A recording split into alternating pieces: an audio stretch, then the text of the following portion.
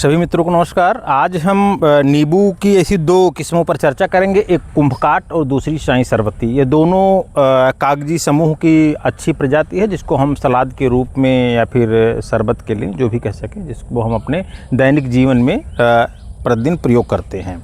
अब इन दोनों प्रजातियों की खासियत यह है कि लगभग ये वर्ष में 3 बार इसकी फलत आती है। शाही सरबती की लगभग 2 बार आती है और इसका कुंभकाट का तो जो है एक फ्रूटिंग आएगा, फिर फ्लावरिंग आएगा, कंटिन्यू चलता रहता है। लगभग 3 बार औसतन साल में आ जाता है।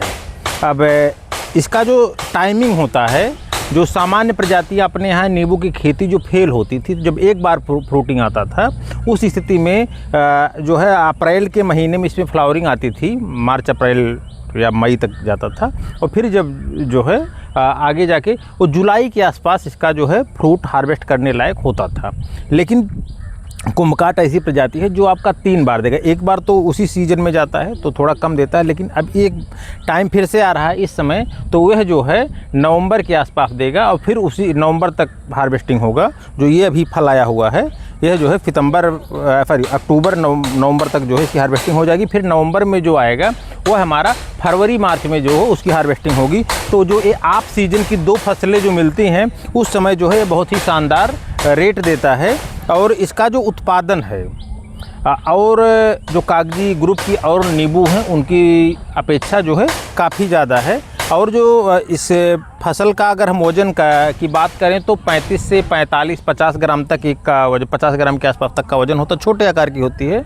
और इसका जो सुगंध है क्या नाम है कुंभकाट का, ये बहुत ही अच्छा सुगंध है जिसको मतलब ग्राहक काफ़ी जो है प्रभावित होते हैं और इसकी मांग जो है साल भर बनी रहती है। अगर हम कमर्शियल रूप से देखें, व्यावसायिक रूप से देखें, तो किसान भाई 1 एकड़ में कुंभकाट या शाही सरबती किस्म के नींबू के कितने पौधे रोप सकते हैं? साल भर में अगर एक साल में फल देना शुरू कर देता है तो 1 साल में कितना उत्पादन किसान भाइयों को मिल जाता है? देखिए, यह है जो कितने पौधे के एकड़ में लगेंगे, यह किसान की जो क्या दृष्टिकोण पे लगा रहा है। केवल वह किसान चाह रहा है कि नींबू का ही पौधा रहे या फिर उसमें कुछ अंतः फसली और लेना चाह रहा है, इंटरक्रॉपिंग और कुछ लेना चाह रहा है। तो उस हिसाब से जो पौधरोपण की दूरी है लाइन से लाइन और फिर पौध से पौध, उसको जो है बढ़ा घटा सकते हैं। लेकिन सामान्य रूप से 10 बाई 10 फीट पर अगर इसके पौध रोपे जाएंगे उस स्थिति में लगभग 450 से 500 पौध जो है प्रति एकड़ आएंगे। तो उसमें जो है आपका अगर प्रति पौध उत्पादन की बात करेंगे तो सबसे महत्वपूर्ण जो इस वैरायटी का है यह जो है 6 महीने के बाद ही आपका उत्पादन देना शुरू कर देता है।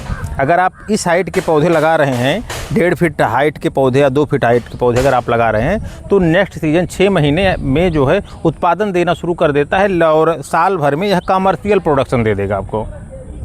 तो अगर साल भर में कमर्शियल प्रोडक्शन दे देगा तो नेक्स्ट ईयर लगभग आपका अगर 2 किलो भी अगर ये उत्पादन दे गया तो जो आपकी टोटल लागत है नेक्स्ट ईयर निकल आएगी। जो आपका प्लांटिंग मटेरियल और जो आप खेती की तैयारी में जो भी खर्च किए हैं तो लगभग 1.5 से 2 साल में बहुत ही आसानी से निकल जाएगी। तो यह बहुत ही अच्छा विकल्प इसलिए माना जाता है कि यह तुरंत ही इसके रोपण के बाद जो है अर्निंग देना शुरू कर देता है। लास्ट सवाल है, दूसरे फसलों की तरह इसमें वायरस प्रबंधन, कीट प्रबंधन और न्यूट्रिशन प्रबंधन की तरफ क्या क्या चीज़ें ध्यान देने की ज़रूरत पड़ती है? इसमें सामान्य रूप से कीटों का और रोगों का बहुत ज़्यादा प्रभाव नहीं होता है, लेकिन न्यूट्रिशन की अगर बात करें तो यह जो है माइक्रो न्यूट्रिएंट लविंग प्लांट है। यानी आपका जो सूक्ष्म तत्व हैं वह जो है इसको ज़्यादा प्रभावित करते हैं, इसकी गुणवत्ता को और इसके फलत को। अगर इसमें सूक्ष्म माइक्रो न्यूट्रिएंट अगर इसको दिए जा रहे हैं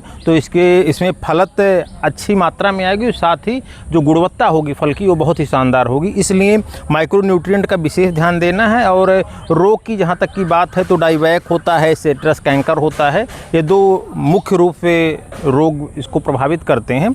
गमोसिस भी इसमें से मुख्य है। तो जो प्लांट प्रोटेक्शन की जो गाइडलाइन होती है अगर उसको किसान भाई फॉलो करेंगे तो इस सबसे मुक्ति पाएंगे। और जो आपका डाइवैक होता है उसमें मेन होता है कि जो भी टहनी सूख रही है, रोगग्रस्त है, उसको अगर हम प्रूनिंग के समय अगर उसको हम कटिंग करते रहेंगे और उस पर कटिंग के उपरांत उसमें जो प्लांट प्रोटेक्शन के हिसाब से जो भी रिकमेंडेड फंगिसाइड हैं, कॉपराक्सी क्लोराइड या उसके अलावा और जो भी रिकमेंडेड है उसको अगर स्प्रे करेंगे या लगा देंगे तो निश्चित रूप से इससे भी निजात मिलेगी और जो कीट है कीट बहुत कम ही लगता है नींबू में। एक सवाल और है, हम चाहेंगे कि लकी हाईटेक नर्सरी या जो भी विश्वसनीय नर्सरियाँ हैं, मैं चाहूँगा कि लकी हाईटेक नर्सरी जहाँ पर इसके पौधे उपलब्ध हैं उसका आप मोबाइल नंबर साझा कर दें जिससे लोग संपर्क कर पाएँ, यहाँ के जो ऑनर हैं उनका नंबर साझा कर दें जिससे लोग। देखिए नर्सरी का जो नंबर है 79 85 40 53 54, 79 85 40 53 54, इस पर आप जो है कॉल के माध्यम से या व्हाट्सएप के माध्यम से जुड़ सकते हैं। बाकी अगर जानकारी चाहिए, देखिए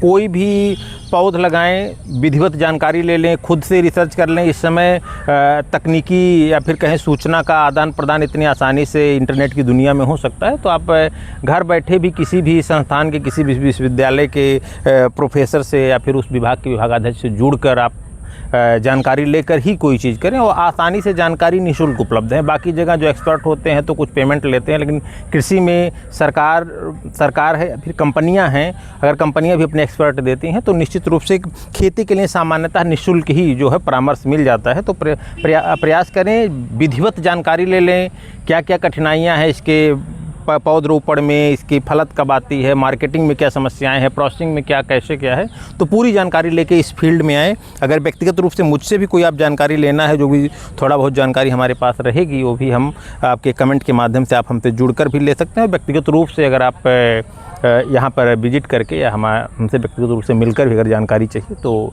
मैं जो भी हमारे पास जानकारी होगी मैं प्रयास करूँगा देने का।